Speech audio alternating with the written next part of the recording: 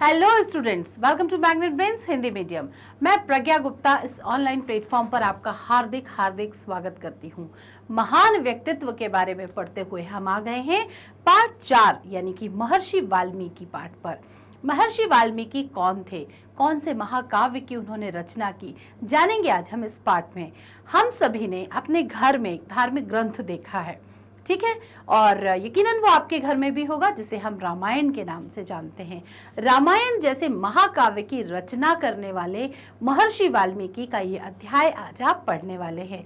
निश्चित रूप से अध्याय आपको बहुत कुछ सिखाने वाला है, तो तैयार हो जाइए और चलिए मेरे साथ शुरू करते हैं अपना पाठ।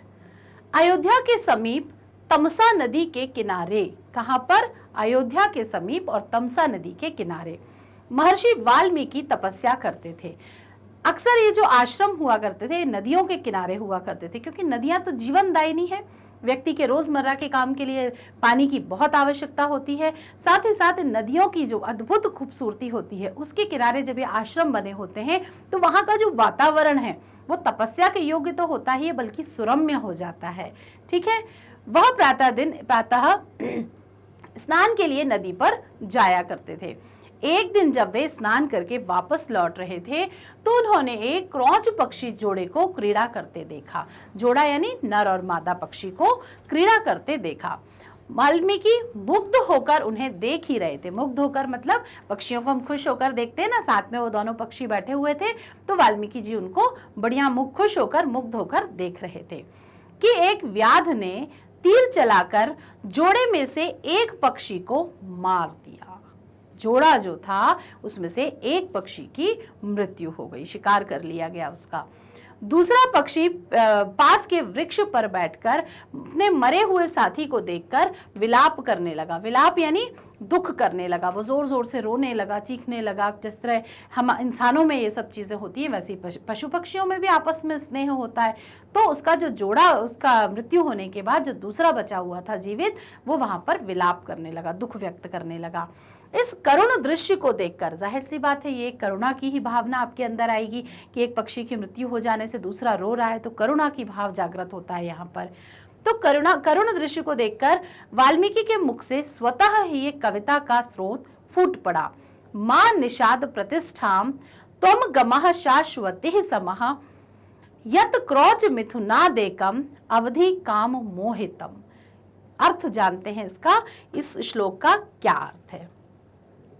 अर्थात हे व्याध, तुमने काम में मोहित क्रौच पक्षी के जोड़े में से एक को मार दिया है, इसलिए तुम चिरस्थायी प्रतिष्ठा यानी शांति प्राप्त कभी नहीं कर सकोगे। यानी तुम्हें शांति नहीं मिलेगी। तुमने अपने आपस में सुख ले रहे दो पक्षियों में से तुमने एक को मार दिया है, तुम भी अब कभी जीवन में सुख प्राप्त नहीं करोगे। चिरस्थायी प्रतिष्ठा यानी जीवन में सुख और शांति प्राप्त नहीं करोगे। वाल्मीकि ने आगे चलकर विश्व प्रसिद्ध रामायण, महाकाव्य रामायण की रचना की। महर्षि वाल्मीकि का जन्म सहस्त्रों वर्ष पूर्व, सहस्त्रों मतलब हजारों, सहस्त्रों वर्ष पूर्व हुआ था। वह कब और कहां जन्मे, इसके बारे में कुछ भी निश्चित रूप से नहीं कहा जा सकता। देखिए बच्चों, इतने साल पहले कोई भी जीवित नहीं था। जो जीवित थे तो उस समय चीजों का विकास इतना नहीं हुआ था, ना तो पंचांग या कैलेंडर या दिनांक याद रखने के लिए या स्मृति शक्तियां। तो ये सब चीजें ना होने के कारण कई बार इन महापुरुषों के जीवन मृत्यु कब हुए उनकी निश्चित जानकारी हमें नहीं मिलती। जैसे कि आपको अपना बर्थडे कितने अच्छे से याद रहता है, लेकिन उस समय ये साधन और सुविधाएं ना होने के कारण इन लोगों की जो चीजें हैं उनकी स्थायी रूप से कोई जानकारी हमें प्राप्त नहीं होती। और वैसे भी आप सोचिए, यहाँ पर लिखा ही हुआ है सहस्त्रों वर्ष यानी हजारों वर्ष पहले, जाने कितने हजारों वर्ष पहले की ये बातें हैं। तो इनके बारे में निश्चित रूप से कुछ नहीं कहा जा सकता कि इनका खुद का जन्म कहाँ हुआ, कैसे विकास हुआ, क्या पढ़ाई की इन्होंने, वगैरह वगैरह। बचपन में महर्षि वाल्मीकि का नाम रत्नाकर है। ये सिर्फ सुनी सुनाई बातें होती हैं, हम एक व्यक्ति ने सुना फिर दूसरे ने सुना, इस प्रकार कुछ जानकारियां हमको प्राप्त हो जाती हैं। हालांकि स्थायी जानकारी है कि जो वाल्मीकि है उनका बचपन में नाम रत्नाकर था। ईश्वरीय प्रेरणा से वे सांसारिक जीवन मोह को त्याग कर परमात्मा के ध्यान में लग गए। मतलब घर परिवार रिश्ते नाते मोह माया सुविधाएं ये सब छोड़कर वे सिर्फ ईश्वर प्राप्ति की ओर लग गए, ईश्वर के परमात्मा के ध्यान में लग गए। उन्होंने कठोर तपस्या की, पर्वतों पर जाकर अकेले बैठकर सालों महीनों भूखे प्यासे रहकर तपस्या की। तपस्या में वह इतने लीन हो गए, लीन मतलब मगन हो गए, इतने खो गए कि उन्हें अपने शरीर का ही एहसास नहीं रहा। और उनके शरीर पर दीमक होती है ना, जो दीमक आपने देखी होगी दीवारों के किनारे छोटी मिट्टी टाइप की वो चिपकी रहती है, तो उस तरीके की दीमक जो होती है उसने बॉम्बे यानी कि वाल्मीकि बना लिया था। बल्मीक कहते हैं उसको, मिट्टी का घरोंदा उनकी त्वचा पर बना लिया था, उनके शरीर पर बना लिया था। इस कारण उनका नाम वाल्मीकि पड़ा। याद रखिए उनका नाम वाल्मीकि कैसे पड़ा, क्योंकि नाम तो उनका रत्नाकर था, लेकिन शरीर पर दीमक ने जो बॉम्बे यानी कि वाल्मीकि बना ली थी, उसके कारण उनका नाम वाल्मीकि पड़ गया। क्योंकि इस तरीके से कोई ना कोई एक पहचान के कारण उनके इसको नाम को दिया गया। तमसा नदी के किनारे स्थित आश्रम में रहकर उन्होंने कई रचनाएं की। प्रसिद्ध ग्रंथ रामायण की रचना भी यहीं पर की गई थी। यानी अगर आपसे कभी पूछा जाए कि रामायण वाल्मीकि जी ने जो रामायण ग्रंथ की रचना की, महाकाव्य की, वो कहाँ की, तो आप कह सकते हैं कि उसे तमसा नदी के किनारे लिखा गया था। रामायण में वर्णित कथा जैसा सुंदर, स्पष्ट और भक्ति भावपूर्ण वर्णन दूसरे किसी कवि के काव्य में नहीं मिलता। यानी रामायण कितना स्पष्ट वर्णन है, कितना सुंदर वर्णन है। जब वहां पर राम के जन्म की बात कही है तो आपकी आंखों के सामने एक छोटा बच्चा सजा धजा सा राजकुमार सा वो छोटा नन्हा बालक दिखाई देगा। जब वो युवावस्था में पहुंचते हैं तब आपको वैसा दिखाई देने लगेगा। युद्ध क्षेत्र में राम भगवान का कितना शानदार रूप आपको दिखाई देता है। सीता विवाह के वर्णन के समय आप राम के सौम्य रूप का दर्शन कर सकते हैं। आज्ञाकारी पुत्र के रूप में सोचते ही राम जी हमें वैसे दिखाई देने लगते हैं। तो इतना सुंदर और अद्भुत वर्णन यहाँ पर जो किया गया है, जो भक्ति भाव का भाव जगा जगे सके, साथ ही साथ स्पष्ट हर एक को आसानी से समझ में आ जाने वाला वर्णन यहाँ पर किया गया है, जो किसी अन्य कवि के काव्य में आपको प्राप्त नहीं होगा। वाल्मीकि को संस्कृत साहित्य का आदि कवि माना जाता है, यानी प्रारंभिक कवि माना जाता है, उनसे स्टार्ट हुआ था ये सब। वाल्मीकि रामायण में 7 कांड हैं, आपको तो बहुत अच्छे से पता होगा। वे 7 कांड कौन से हैं? बाल कांड से शुरू होकर अंतिम अध्याय तक ये 7 कांड यहाँ पर दिए हुए हैं। कांड यानी कि खंड, सेगमेंट्स जिन्हें आप कहते हैं। हर एक खंड में, हर एक कांड में उसकी एक खास खासियत है कि जैसे कि पहला बाल कांड है तो उसमें उनके बचपन का वर्णन किया गया है। तो फिर अयोध्या कांड है, फिर उनके राज तिलक और अयोध्या का वर्णन किया गया। तो इस प्रकार एक एक करके जिस प्रकार की खंड की घटनाएं हैं उसके आधार पर 7 खंडों में विभाजित है।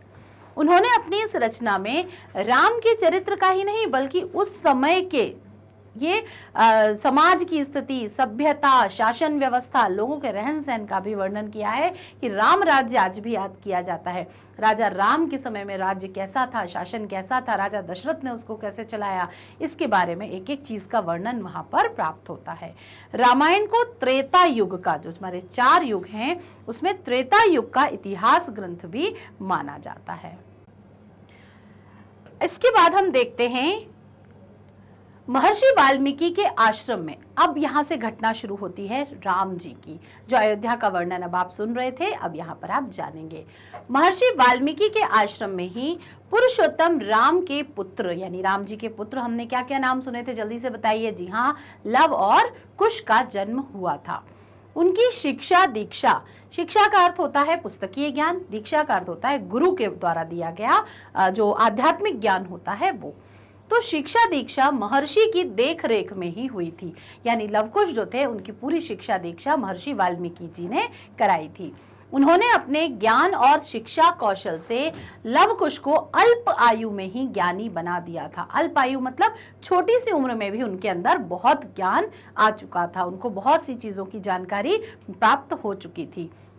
साथ ही साथ उस समय, जिस समय के परिक्षेप की हम बात कर रहे हैं, उस समय युद्ध कला आना बहुत आवश्यक था, क्योंकि उस समय ये सब चीजें तो हमारे रोजमर्रा के कामों में आवश्यक थी उनकी, वो क्योंकि जंगलों में रहना पड़ता था, आश्रमों में कभी कभी राक्षसों का हमला, जंगली जानवरों का, ये सब चीजें होने के कारण शस्त्र और अस्त्र चलाना भी आना चाहिए था। तो युद्ध कला में भी पारंगत कर दिया गया था, कब कौन सा राजा हमला कर दे, कब कौन सा राक्षस हमला कर दे। तो युद्ध कला में भी पारंगत यानी कि एक्सपर्ट कर दिया गया था। किसने? महर्षि वाल्मीकि ने। किसे? लव और कुश को। श्री राम के अश्वमेध यज्ञ का घोड़ा जब महर्षि वाल्मीकि के आश्रम में पहुंचा, श्री राम ने भी अश्वमेध यज्ञ का आयोजन किया था। जैसा कि मैं आपको बता चुकी हूं कि जब भी अश्वमेध यज्ञ किया जाता था तो एक घोड़ा छोड़ा जाता था, ठीक है।